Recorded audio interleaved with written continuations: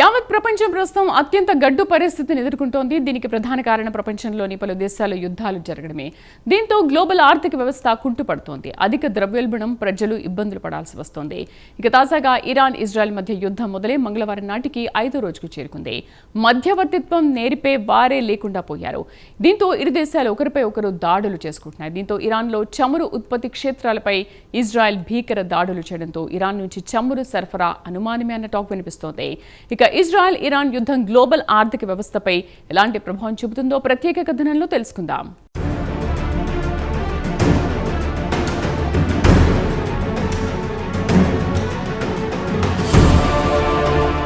Israel, Iran యుద్ధం మొదలై మంగళవారానికి 5వ రోజుకు చేరుకుంది. ఈ రెండు దేశాలు యుద్ధానికి వెళితే దాని ప్రభావం గ్లోబల్ ఆర్థిక వ్యవస్థపై ఖచ్చితంగా ఉంటుంది. ఇక ఇరాన్ విషయానికి వస్తే ముడి చమురు ఉత్పత్తి చేసే దేశం. ఒకవేళ ఇరు దేశాల యుద్ధం దీర్ఘకాలం పాటు కొనసాగితే ముడి చమురు ధరలు ఖచ్చితంగా పెరుగుతాయి. అలాగే శుక్రవారం నాడు గ్లోబల్ మార్కెట్లు క్షీణించి తర్వాత కాస్త కోలుకున్నాయి. కాగా శుక్రవారం నాడు ఇజ్రాయెల్ ఇరాన్పై పెద్ద ఎత్తున క్షిపణులతో దాడులకు తెగబడింది. ఈ దాడిలో ఇరాన్కు చెందిన టాప్ కమాండర్లతో పాటు న్యూక్లియర్ సైంటిస్టు ప్రాణాలు కోల్పోయారు. అలాగే ఇరాన్కు చెందిన న్యూక్లియర్ సైట్స్ దెబ్బతిన్నాయి. అటు తర్వాత శనివారం నాడు కూడా ఇజ్రాయెల్, ఇరాన్ చమురు క్షేత్రాలపై దాడులు చేసిందని ఇరాన్కు చెందిన ప్రభుత్వం మీడియా వెల్లడించింది. ఇరాన్కు చెందిన సౌత్ పార్స్ గ్యాస్ ఫీల్డ్ మంటల్లో చిక్కుకుంది. ఇజ్రాయెల్ దాడులకు 220 మంది ప్రాణాలు కోల్పోయారు. వారిలో కనీసం 70 మంది మహిళలు, పిల్లలు ఉన్నారని ఇరాన్ అధికారులు తెలిపారు.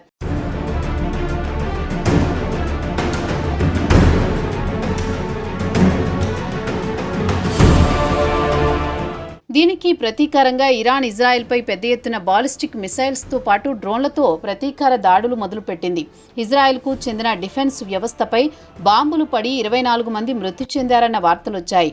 ఇదిలా ఉండగా అమెరికా ప్రెసిడెంట్ డొనాల్డ్ ట్రంప్ తన సోషల్ మీడియా ప్లాట్ఫామ్ ట్రూత్లో ఇరాన్ను వెంటనే రాజీకి రావాలని హెచ్చరించారు.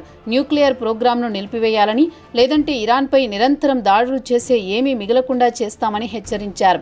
ఇక మిడిల్ ఈస్ట్లో అత్యంత శక్తివంతమైన దేశాలు ఒకదానితో ఒకటి తలపడ్డంతో పూర్తి స్థాయిలో యుద్ధానికి దిగితే దాని ప్రభావం ఫైనాన్షియల్ మార్కెట్తో పాటు ఏవియేషన్ రంగంపై దారుణంగా పడుతుందని బిజినెస్ అనలిస్టులు చెబుతున్నారు. ఇప్పటికే క్రమంగా చమురు ధరలు పెరుగుతున్నాయి. ఇక ఇన్వెస్టర్లు తమ పెట్టుబడులకు సేఫ్ హెవెన్గా భావించే గోల్డ్ పైకి తరలిస్తున్నారు.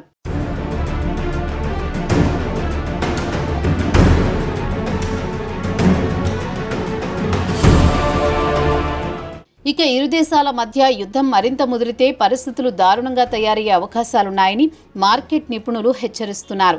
యుద్ధం కొనసాగితే ముందు పెరిగేది ముడి చమురు ధరలు. Global bench mark Brent crude ధరలు సోమవారం నాడు బ్యారెల్ $74.60 పలికింది. గత శుక్రవారంతో పోల్చుకుంటే దాదాపు 7% పెరిగింది. ఇరాన్పై ఇజ్రాయెల్ శుక్రవారం నాడు దాడులు చేసిన విషయం తెలిసిందే. ఇక యావత్ ప్రపంచానికి ముడి చమురుతో పాటు కీలకమైన కమోడిటీలు, ఉదాహరణకు సహజ వాయువు, బిజీ సముద్ర మార్గాలైన మిడిల్ ఈస్ట్తో పాటు హర్ముజ్ జలసంధి ద్వారా కూడా సరుకు రవాణా కూడా జరుగుతోంది. ఇరాన్ను గల్ఫ్ దేశాల నుండి వేరు చేసే ఇరుకైన జలమార్గమైన ఈ జలసంధి అరేబియా సముద్రాన్ని హిందూ మహాసముద్రంతో కలుపుతోంది. ప్రపంచంలోని సముద్ర మార్గం ద్వారా జరిగే చమురు సరఫరాలో 1/3 ఈ మార్గం గుండా జరుగుతోంది. ప్రతిరోజు దాదాపు 21 మిలియన్ బ్యారెళ్ల ముడి చమురు రవాణా అవుతుంది. ఈ మార్గంలోని ఒక ఇరుకైన ప్రాంతంలో 33 కిలోమీటర్ల వెడల్పు ఉన్న ప్రాంతంలో సరుకు రవాణా ఓడలు వెళుతూ ఉంటాయి. అయితే పోను సముద్రంలో ఒక ఇరుకైన ప్రాంతం గుండా సరుకు రవాణా ఓడలు వెళ్లాల్సి వస్తాయి. అయితే ఇరు దేశాలు ఒకరిపై ఒకరు దాడులు చేసుకుంటుంటే ఒక్కోసారి బాంబులు ఓడలపై పడే ప్రమాదం ఉంటుంది. ఇరు దేశాల మధ్య యుద్ధం ఇలానే కొనసాగితే ఇరాన్ తమ సముద్ర జలాల గుండా సరుకు రవాణాను నిలిపివేస్తుందా అన్న చర్చ కొన్ని దశాబ్దాల నుంచి కొనసాగుతోంది. ఒకవేళ తమ సముద్ర జలాల గుండా సరుకు రవాణాను నిలిపివేస్తే చమురు ధరలు అమాంతం పెరుగుతాయి.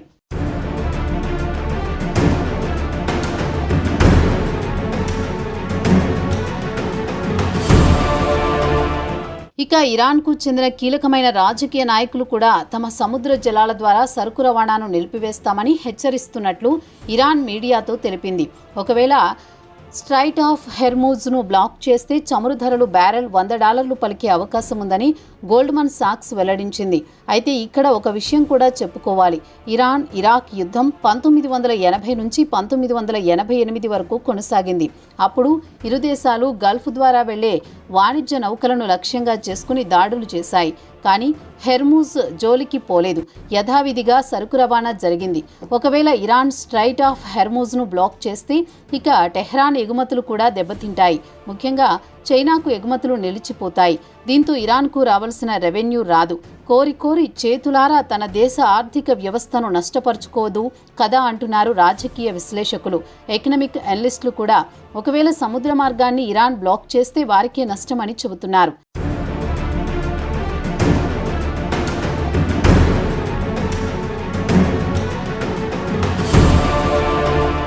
ఇక చమురు ధరలు పెరిగితే దాని ప్రభావంతో ప్రొడక్షన్ కాస్ట్ పెరుగుతుంది. వస్తువుల ధరలు పెరుగుతాయి. చివరకు వినియోగదారులు ఆ భారాన్ని భరించాల్సి వస్తుంది. ముఖ్యంగా ఆహారం, దుస్తులు, రసాయనాల ధరలు పెరుగుతాయి. ఒకవేళ ఇరు దేశాల మధ్య దీర్ఘకాలం పాటు యుద్ధం కొనసాగితే చమురు దిగుమతి చేసుకునే దేశాల్లో అత్యధిక ద్రవ్యోల్బణంతో సతమతమయ్యే అవకాశాలున్నాయి. దీంతో ఆ దేశాల్లో ఆర్థిక వ్యవస్థ జోరు కూడా ఖచ్చితంగా తగ్గుతుంది.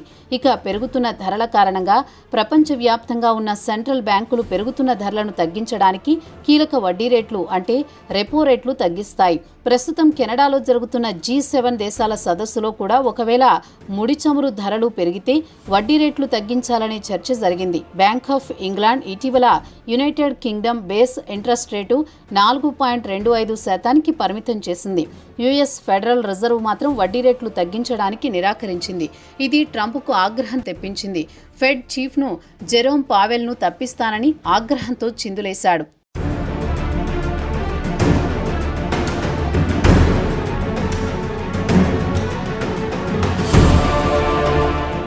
ఇజ్రాయెల్ ఇరాన్పై పెద్ద ఎత్తున క్షిపణులతో దాడులు చేయడంతో గ్లోబల్ స్టాక్ మార్కెట్లు నష్టాలను మూటగట్టుకున్నాయి. అయితే డిఫెన్స్ రంగానికి చెందిన షేర్లు మాత్రం పెరిగాయి. అమెరికాకు చెందిన లాక్హీడ్ నార్థ్రోప్ గ్రూమ్మాన్ RTX షేర్లు పెరిగాయి. ఇక అసలు విషయానికి వస్తే బంగారం శుక్రవారం నాడు ఔన్సు $3,500లకు ఎగబాకింది. ఇండియన్ కరెన్సీ ప్రకారం చెప్పుకోవాలంటే సుమారు 3 లక్షలు దాటిపోయిందని చెప్పుకోవచ్చు. ఔన్స్ అంటే 30 గ్రాములు. ఇండియాలో 10 గ్రాములు లక్ష దాటింది. అంటే గ్లోబల్ మార్కెట్లో ధరలు పెరిగితే దాని ప్రభావం ఇండియాపై, మార్కెట్పై కూడా ఉంటుంది. ఇక ఇరు దేశాలు యుద్ధానికి దిగడంతో మిడిల్ ఈస్ట్లో పలు ఎయిర్లైన్స్ విమాన సర్వీసులను రద్దు చేసుకున్నాయి. దీనికి కొన్ని ఉదాహరణలు చెప్పుకోవచ్చు. ఎమిరేట్స్ను తీసుకుంటే మిడిల్ ఈస్ట్లో అతిపెద్ద ఎయిర్లైన్స్ ఇరాక్, జోర్డాన్, లెబనాన్, ఇరాన్కు ఈ నెల 30 వరకు విమాన సర్వీసులు నిలిపివేసింది. రెండో అతిపెద్ద ఎయిర్లైన్స్ ఎతిహాద్ విషయానికే వస్తే అబుధబి, టెల్ అవీవ్కు వచ్చే ఆదివారం వరకు సర్వీసులను నిలిపివేసింది. కస్టమర్లకు వెబ్సైట్ ద్వారా అప్డేట్ చేసుకోవాలని సూచించింది. ఇక ఖతార్ ఎయిర్వేస్ కూడా ఇరాన్, ఇరాక్, సిరియాకు తమ సర్వీసును రద్దు చేసుకుంది.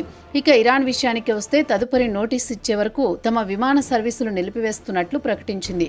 ఇరాక్ కూడా గత శుక్రవారం నాడు యూరోప్తో పాటు గల్ఫ్ దేశాలకు, ఆసియా దేశాలకు వెళ్లే విమాన సర్వీసులను రద్దు చేసింది. జోర్డాన్ కూడా తమ ఎయిర్ స్పేస్ను మూసివేస్తున్నట్లు ప్రకటించింది.